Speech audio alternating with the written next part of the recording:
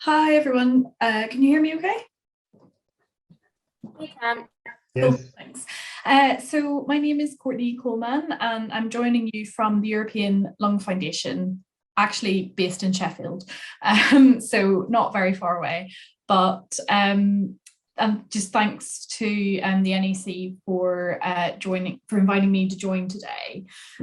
So I'm going to talk to you a little bit about how we involve patients in research within ELF and what some of the opportunities are to get involved in aspergillosis research.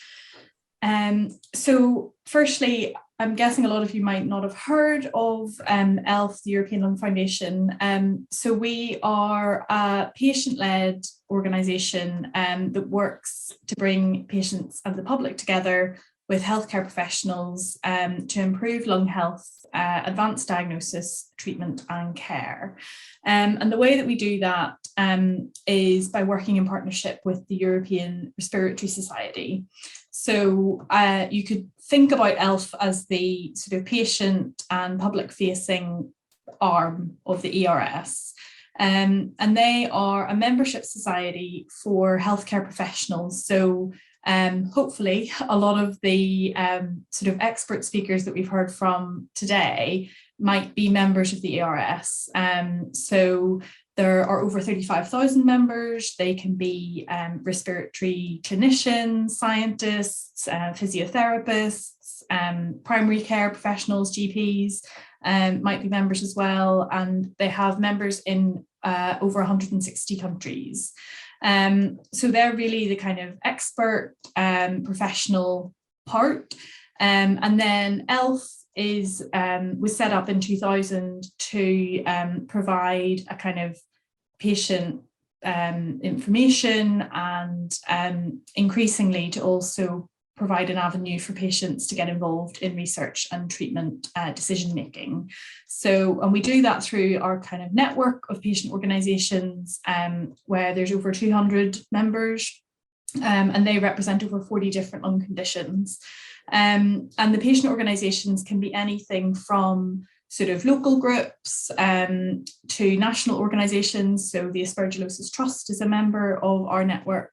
And also sort of European level groups. So we have people like Cystic Fibrosis Europe, Asthma Society of Ireland, and then, I don't know, sort of a local lung transplant group in Italy. So really all sizes and shapes of patient organisations can be a member of our network. And we also have lots of individual patients, maybe who aren't affiliated to a patient organisation, who can also get involved in our work.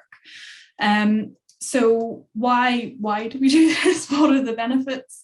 I guess really we as ELF hope to kind of provide that bridge between patients and healthcare professionals in order to help professionals to understand and be aware of patients' experiences, what their priorities are.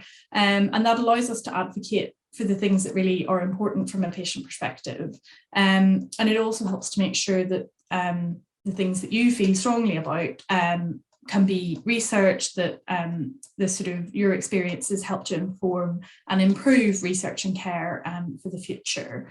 So as a kind of patient community, we, and I mentioned our network, it allows us also, and by working in this way across Europe, it allows us to understand different experiences. So for example, if patients in Germany or Greece might have different access to screening tools and to different diagnostic tests or treatments, that can help to kind of inform our work. And it allows us to sort of identify and share best practice across Europe. And I think that's particularly important in rare diseases.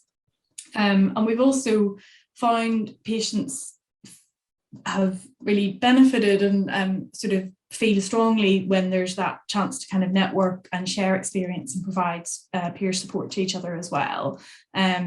We have one of our first projects that we worked on was in bronchiectasis, which is a rare lung disease. And there were no patient organisations working in that area. And now we've got hundreds of patients who are kind of involved with ELF because we were the only people doing it. So they've really found a benefit in terms of working with each other. And it allows us then to kind of take what maybe small numbers of patients in each individual country to kind of bring them together and advocate for better respiratory care across Europe. So the ways, we've got a few different ways that we involve patients, and it really depends on the projects that we've got going on and the capacity that we have. So some of the ways we do that is through setting up patient advisory groups. So they normally have individual people who are affected by that lung condition, and that could be patients or parents or carers. And we now have PAGs in 13 disease areas. We started with one group, and now we have them in lots of different disease areas, including aspergillosis. And those groups meet, some of them meet every month, some of them meet just when needed.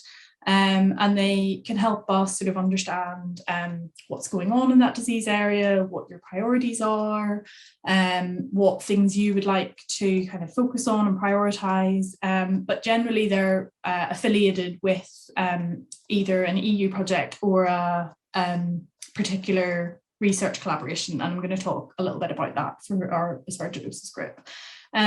We also then engage sort of local and national European organisations, as I've mentioned, and we can also, funding allowing, run multilingual surveys, and sometimes that allows us, depending on the disease area, we might not have sort of good representation across the whole of Europe within our PAGs. So having multilingual surveys allows us to kind of try and understand patient perspectives and maybe differences in healthcare systems in people's own languages, and allows us to kind of get a much wider range of responses. Because to be involved in a PAG, you unfortunately do have to speak English and kind of be comfortable working in English. So that's kind of a limitation, but then through the surveys, hopefully we can try and understand patient views more broadly. So I mentioned that we have our aspergillosis group, they're down here in this massive list. So there's 3 of us within ELF's patient involvement team, and we each manage some of these groups. So we tend to focus on a particular project or a range of projects in that disease area, and focus on what's important for patients. And it helps to make sure that our disease-specific activities have national representation. So the groups are open to people across Europe. We sometimes have to try to make sure we're not totally dominated by people from the UK. But, we can kind of, sometimes some groups, we haven't really got this for aspergillosis, but we could definitely think about that. But for example, the bronchiectasis group have a kind of core PAG, and then they have an e-PAG or an electronic PAG, who I think the core PAG is maybe 20 members, and then the e-PAG has probably another 50 members, but they're all fighting to be on the core PAG because they love it so much.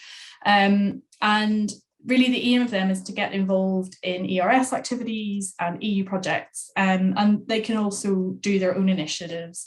The sarcoidosis PAG felt strongly that there was a lack of information for patients on the diagnostic pathway, so they wanted to produce a patient passport to kind of guide patients through that journey. So that's something they've kind of undertaken themselves. So the aspergillosis patient advisory group is quite new. It's one of our newer ones. It was set up in 2020, initially with just 2 members, but we've grown, and I think there's around 15 members now. And the reason that they were set up was to get involved in a new ERS funded project called the Chronic Pulmonary Aspergillosis Network, or CPANet. And the overall aim of CPNET is to improve diagnosis and treatment of CPA by bringing researchers from across Europe together. So one of the challenges with aspergillosis, and I am not a clinician or a scientist, I think there are lots of challenges, but one of them is that each doctor, and this is particularly the case outside the UK, where they don't maybe have specialist centres, they might see 1 or 2 patients in their whole careers, if that's, so they don't necessarily have, a full range or a very extensive experience in treating patients with CPA. So one of the things this collaboration will do is to kind of bring together that expertise and people who have a particular and specialist interest in aspergillosis. And we felt it was really important for that research and their priorities to be informed by what patients feel. So that's why we set the patient advisory group up to input their lived experience into the project. So I'm just going to talk to you about a couple of the different ways that they've been involved so far. I hope I'm not going too fast. I have a habit of speaking incredibly quickly. So one of the things that CPANet is hoping to establish is a cross-European registry. So I don't know how familiar you are with the concept of a registry, but it's basically sort of when you meet with your doctor and interact with them, they will collect obviously a range of different bits of information about you and about your health. So that might be what treatments you're on. They might ask you to complete some quality of life questionnaires and maybe a cough questionnaire, and kind of, to collect some information about you. They might also take things like fungal samples or different sort of lung function tests. So all of that information is part of your health record. That's your personal health information, but it can be valuable to share that with other researchers. So they can collect that information and it will be part of your health record, but they can also, with your permission, share it with a registry. And a registry is basically just a database, and it will collect information about lots of different patients, in this case with aspergillosis. And the data would be anonymized normally, so it can't be necessarily linked back to you personally. So they might not be able to say, okay, Courtney is on these different treatments, but it might just know, okay, Courtney is a woman and she is within this age bracket, and this is sort of the different test results that she has. So often in some disease areas, there may be a national registry. So for example, there is a UK registry for severe asthma. So everybody with severe asthma who's treated at a hospital would have their information put into the national registry. But for rare diseases, it's quite difficult to have a useful national registry because there are so few patients. So CPANet is hoping to have a European registry where data from each individual hospital and each individual patient is then combined with data from patients who are treated in different countries. The benefits of this is then that it can help to improve research. So by having more and more people in your registry, then you can start to look and say, okay, we've got enough people now who are on treatment A that we could compare them against treatment B, who has better quality of life, who has better lung function. So you can start to kind of develop research and just use the database to ask the database information, so it can start to answer research questions. It can also help you to identify where different standards of care may improve certain patient outcomes, things like quality of life. So for example, if you can see that in one centre you are really well linked in with the physiotherapy team, oh, actually those people have better quality of life, where they're able to exercise better, or they have less breathlessness. So it can help you identify again where maybe there are ways that standards of care for all patients could be improved. And it can also help you to work out what clinical trial might be able to run. So again, particularly for rare diseases, it can be really hard to recruit enough patients to take part in clinical trials. And it's very difficult to get clinical trials up and running sometimes because and to kind of sustain patients in the trials. So already by having your database or your registry, you can look and say, okay, we've got 100 patients on this treatment, right, we can start them on this trial, and you already kind of pre-screened people nearly to take part in research. So the CPANet Registry hopes to do all of those things and will collect information about people with chronic pulmonary aspergillosis. Patients will participate on a voluntary basis, and the appropriate legal regulations will be in place around sort of sharing their data, and it's going to track a whole range of different sort of symptoms, treatments and test results. And at the minute there's over 200 patients already in the registry, but they're hoping to add a lot more people onto it, and hopefully in the end it will help to improve research and clinical practice. And I know members of the NAC team, researchers involved there, are also part of CPANet. I should have probably said that already. So how were patients involved in this area? So through our patient advisory group, we talked to them about the registry, the idea of the registry, and the way that information is collected is through an ECRF, an electronic case report. So that's basically a massive list of questions, and they collect all that data that I mentioned about sort of treatments and quality of life and things.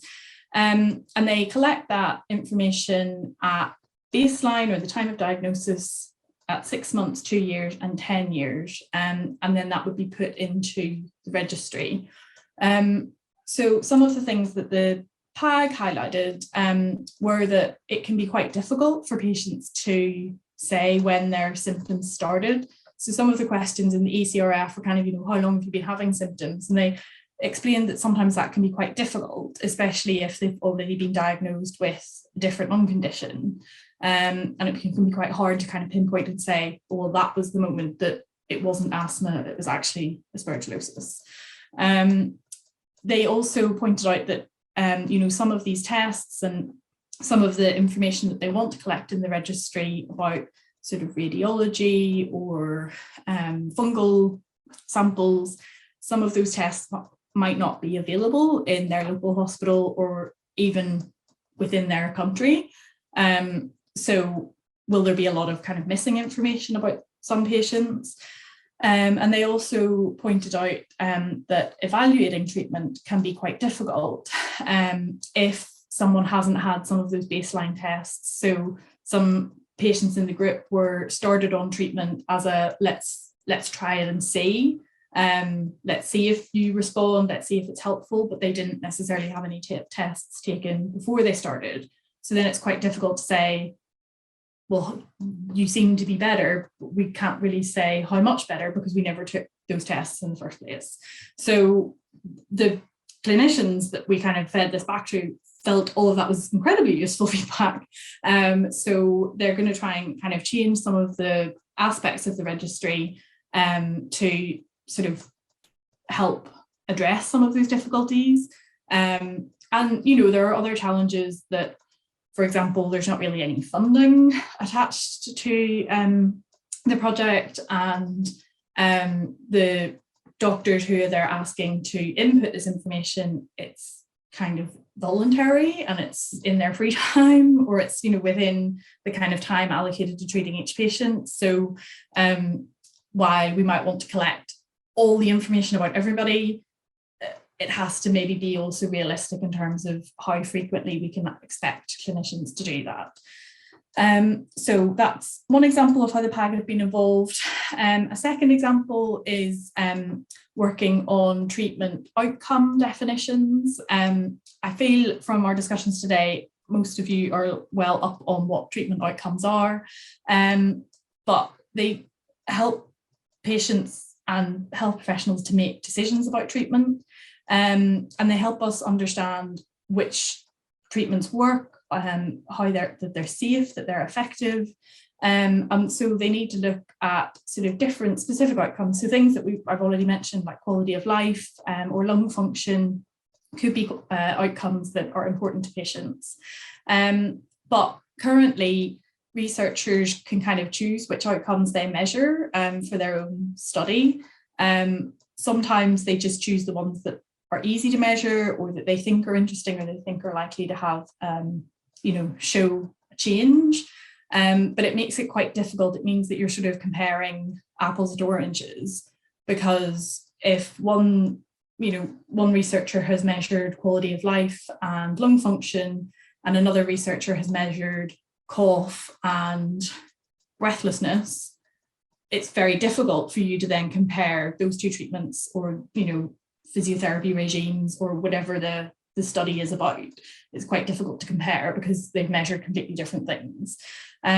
So CPANet are hoping or have developed a kind of consensus definition, which all researchers would then be asked to use in the future. And these are just some of the examples. So we need to know what a cure is. What does that look like for a patient? What is a treatment failure? What's a clinical treatment response? These are just 3 examples. There's 15 different definitions that they have discussed. They looked at previous research studies, and they had a panel of health professionals where they sort of discussed and debated, is a 5% improvement, or is a 25% improvement? And they have to be really specific. If we're using these in trials in the future, we need to know exactly what we're measuring, how we're measuring it, and the difference of change. You can't just say an improvement in lung function. It has to say, a 25% improvement in lung function, or whatever the sort of agreed definition is. So as part of this project, the Aspergillosis PAG reviewed it, and again, they added really valuable perspectives. I can't tell you too much detail because it's not published yet, but they highlighted some things that the professionals hadn't really considered.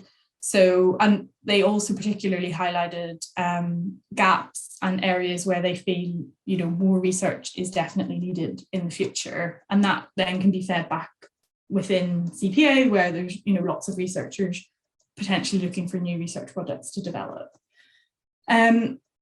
So, these are some of the things that they've sort of highlighted, and hopefully these might echo with some of your own experiences, but again, really very much welcome any other thoughts or agreement with some of these sort of gaps and priorities. So some of the things that the PAG have highlighted so far are reducing the time it takes to get a diagnosis, better education for patients and professionals, and having more peer support for people with aspergillosis, improving the patient pathways, particularly between primary and specialist care, patients who kind of rely on both specialist and primary care, like their GPs, or maybe sort of a respiratory nurse at their local health centre. They find sometimes it's not very joined up. They feel there's a lack of a quality of life tool for aspergillosis at the minute. So in some disease areas, like asthma, for example, there's an asthma quality of life questionnaire. There's even a severe asthma quality of life questionnaire, but there's nothing like that for aspergillosis. And often researchers use a generic questionnaire, so something like the St. George's, or they might use something like a cough tool, but it might not have been developed specifically for aspergillosis. So there might be things that you feel are more important or should have more weighting for your disease area that aren't maybe picked up very well within a questionnaire that's just been adapted from maybe a different respiratory condition. They also feel it's important to develop treatments with fewer side effects and reduce that sort of treatment burden for patients.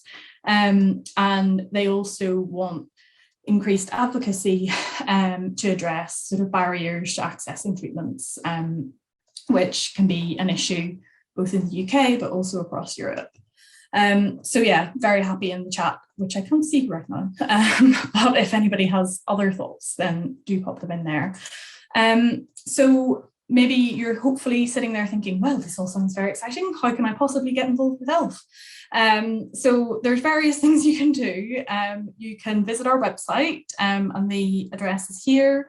You can follow us on social media, on Twitter, on Instagram, and on Facebook. You could join the Aspergillosis Pack if you're interested, and you can email me and find out more.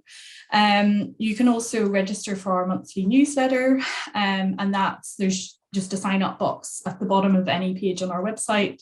And you can also go to our Get Involved section, where we post relevant opportunities, often things like surveys, but also things like joining, I don't know, like joining groups on specific topics. I can't really think, like if we're developing clinical practice guidelines, for example, we might put that in there. So yeah, those are all things that you could do. You might also, we have a real lack of any information on our website, which Graham has pointed out, about aspergillosis. I think we don't have any information on there, which is obviously terrible. But there are bits of information that are quite sort of broadly interesting and informative to people with any lung condition. So the one I've highlighted here is around sort of mental well-being and lung health, but there's also things around sort of staying active. There's information about air pollution.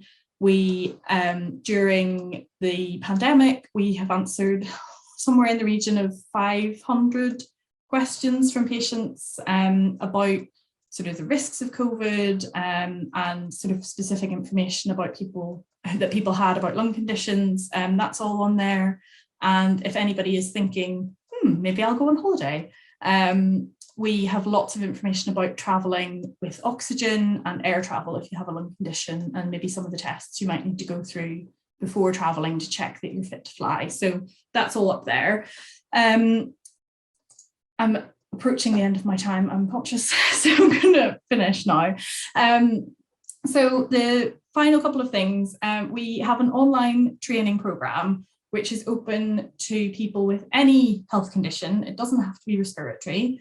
And it's called the European Patient Ambassador Programme. And it's a sort of online self-led training course. It's in different modules, there's 8 modules, and it can sort of help you develop some skills to kind of feel well informed, to get involved in research and care.